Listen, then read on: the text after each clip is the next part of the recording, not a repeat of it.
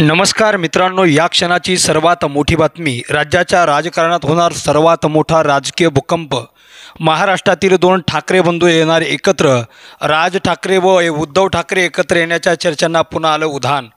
काय आहे आजचा स्पेशल रिपोर्ट आणि सविस्तर बातमी जाणून घेण्यासाठी तुम्ही जर आमचं चॅनल अजूनही सबस्क्राईब केलं नसेल तर सबस्क्राईब करा आणि बेल आयकॉन प्रेस करा, जेणेकरून आमचे असेच नवनवीन व्हिडिओ व राजकीय घडामोडी सर्वप्रथम तुम्हाला या चॅनलवर बघायला मिळतील.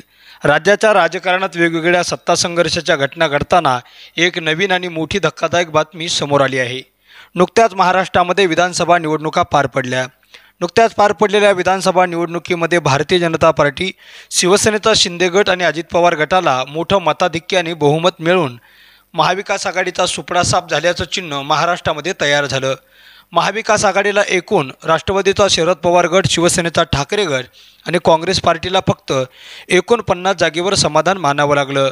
तर महायुती त्या ठिकाणी अनेक जागा घेऊन बहुमताने विजयी झाली आहे. एकनाथ शिंदे, अजित पवार आणि देवेंद्र फडणवीसांच्या नेतृत्वात महायुतीचं सरकार पुन्हा एकदा राज्यात येणार हे निष्पन्न झालं आहे. त्यातच आता उद्धव ठाकरे, शरद पवार आणि काँग्रेस पक्षाच्या मोठ्या दिग्गजांना पराभवाचा फटका सहन करावा लागला. बाळासाहेब थोरात, यशोमती ठाकूर, पृथ्वीराज चव्हाण यासारखे, नाना पटोले यांच्यासारखे काँग्रेसचे दिग्गज नेते या निवडणुकीत पराभूत झाले. तर राजन विचारे यांच्यासारखे ठाकरे गटाचे नेतेसुद्धा या विधानसभा निवडणुकीमध्ये पराभूत झाले. व मनसेचे अध्यक्ष राज ठाकरे यांचे पुत्र अमित ठाकरे यांनासुद्धा पहिल्यांदाच विधानसभा निवडणुकीत उभा राहून पराभवाचा सामना करावा लागला. महायुती सरकार राज्यात पुन्हा आलं असलं तरी लोकांचा आता त्या ठिकाणी EVMवर विश्वास नाही, अशा प्रकारच्या वल्गना केल्या जात असताना हा निकाल अनाकलनीय आहे अशी टीका उद्धव ठाकरे यांनी केली. तर संजय राऊतांनी महाराष्ट्राचं वाटोळं करा आणि वाटोळं होताही पेढे वाटा अशा प्रकारची प्रतिक्रिया दिली. तर एकनाथ शिंदे व अजित पवार आणि देवेंद्र फडणवीसांकडून लाडक्या बहिणींचे आम्हाला आशीर्वाद मिळाले अशा प्रकारची सूचक प्रतिक्रिया देण्यात आली. दरम्यान विकास कामावरती आम्ही आणि योजनेच्या विकासावरती आम्ही मतदान मागितलं आणि महाराष्ट्रातील जनतेने आणि लाडक्या बहिणीने आम्हाला भरभरून मतदान दिलं अशा प्रकारचा दावा एकनाथ शिंदे, अजित पवार आणि देवेंद्र फडणवीस यांच्याकडून केला जातोय. दरम्यान राज ठाकरे यांचे पुत्र अमित ठाकरे यांचा ठाकरे गटाच्या महेश सावंत यांनी पराभव केला आणि सदा सरवणकर यांचा सुद्धा त्या ठिकाणी पराभव झाला. पण महाराष्ट्रात महाविकास आघाडीच्या वाट्याला आलेल्या मोजक्या जागा एकनाथ शिंदे यांनी शिवसेना पक्षात बंडखोरी केल्यानंतर उद्धव ठाकरे यांची झालेली अवस्था, उद्धव ठाकरे यांचा पक्ष आणि चिन्ह एकनाथ शिंदेंनी आपल्याकडे घेतल्याच्या नंतर उद्धव ठाकरे यांच्याकडे फार सहानुभूतीच्या लाटेनं बघितलं जात होतं. परंतु या विधानसभा निवडणुकीत उद्धव ठाकरे यांच्या वाट्याला अवघ्या 20 जागा आल्यामुळे उद्धव ठाकरे यांच्यापेक्षा एकनाथ शिंदे यांचं पारडं 2.5 पट जड झाल्याचं बघायला मिळतं. आता उद्धव ठाकरे यांच्या शिवसेना ठाकरे गटातील काही आमदार एकनाथ शिंदे यांच्या संपर्कात असल्याचं बोललं जातंय. तसा दावा शिवसेना शिंदे गटाचे नेते, नवनिर्वाचित आमदार आणि राज्याचे माजी उद्योगमंत्री उदय सामंत यांनी केला आहे.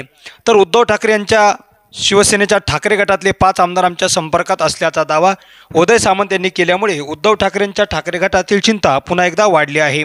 आम्ही महागाई विरुद्ध लढतोय, आम्ही भ्रष्टाचाराच्या विरुद्ध लढतोय अशा प्रकारचा दावा करणारे उद्धव ठाकरे यांच्या पदरात फक्त 20 आमदार पडल्यामुळे उद्धव ठाकरेंना मोठा धक्का मानला जातोय. दरम्यान राष्ट्रवादीचे सर्वेसर्वा खासदार शरद पवार यांना सुद्धा मोठा धक्का देत 10 ते 11 जागेवर समाधान मानावं लागलं आणि भारतीय राष्ट्रीय काँग्रेसला सुद्धा महाराष्ट्रात मोठा पराभवाचा फटका सहन करावा लागला.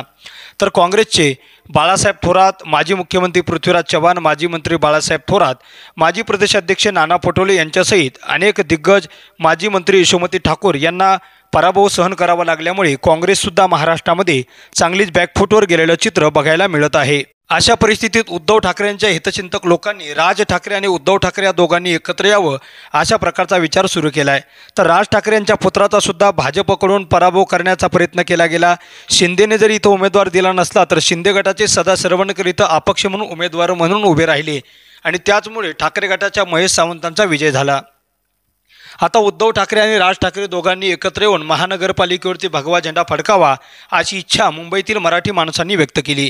दरम्यान संजय राऊतांना या संदर्भात पत्रकारांनी विचारलं असता मी त्याबद्दल उत्तर देणार नाही असं संजय राऊत म्हणाले. दरम्यान उद्धव ठाकरे आणि राज ठाकरे हे दोन ठाकरे बंधू महाराष्ट्राच्या राजकारणात एकत्र येण्याची शक्यता ही राजकीय वर्तुळामध्ये वर्तवली जात आहे. मनसेचे प्रमुख राज ठाकरे यांना मागील 2 विधानसभा निवडणुकीमध्ये पराभवाचा सामना करावा लागला. 2 विधानसभा निवडणुकी एक आमदार निवडून आणणारे राज ठाकरे या निवडणुकीत स्वतःच्या पुत्राला सुद्धा वाचवू शकले नाही, तर अमित ठाकरे यांना तिसऱ्या क्रमांकावर माही विधानसभा मतदारसंघामधून जावं लागलं। तेच राज ठाकरे महायुतीमध्ये सामील झाले होते, परंतु जागा वाटपावरून मतभेद झाल्याने राज ठाकरेंनी त्या ठिकाणी महायुतीमधून बाहेर पडण्याचा निर्णय घेतला। तेच राज ठाकरे आपल्या पुत्रांना त्या ठिकाणी विजयी करू न शकल्याने राज ठाकरे व उद्धव ठाकरे या दोघांचा कळवळा मुंबईतील मराठी माणसाला येऊ लागलाय।